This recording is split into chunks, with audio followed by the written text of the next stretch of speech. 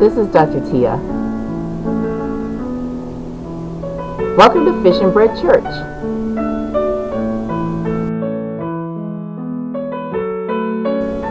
The Levites and the Philistines. I grew up with a school teacher. She would work for 9 months and then have a hiatus for 3 months.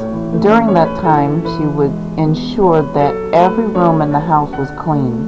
We would watch my mother because every week a room would change completely.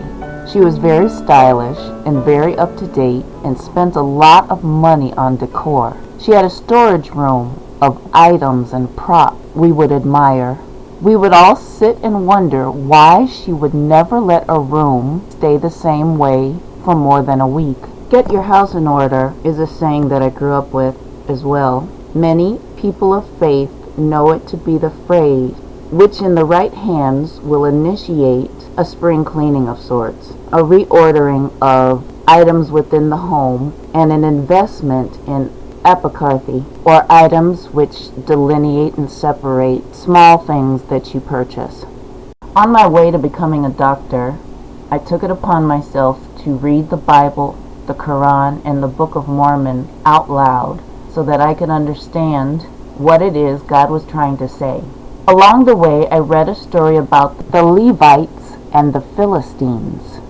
To make a long story short, the Levites were a group charged with keeping the king's treasures and the works of God in working order, classified, stored properly, and without disrepair.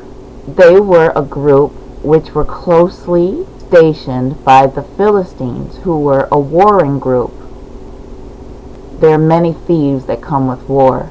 So the Philistines practiced thievery, battle skills, and attack plans. The book of Leviticus is riddled with orders to be carried out by Levitical priests, abbots, and Kohans, or the high priest of Jewish temples. Within the temple of Fish and Bread Church, many things are similar to the temple that Moses built in the desert as the Hebrews fled Egypt. This building itself is wrought with divine powers.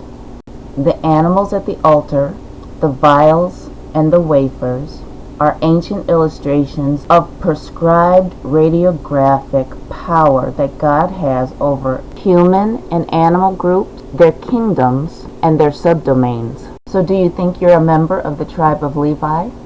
In Numbers 150, the Bible states that you shall appoint the Levites over the tabernacle of the testimony, over all its furnishings, and over all things that belong to it. They shall carry the tabernacle and all its furnishings. They shall attend to it and camp around the tabernacle. In 1 Samuel 17, the story of David and Goliath is wrought with Philistine battles and army stories. The Philistines gathered their armies together to battle, and they were an encampment of men. I work hard to preserve the ways of my mother, and every Levitical move, plan, or strategy that I initiate brings a Philistine battle of immeasurable proportions. Are you a member of the Levites or the Philistines?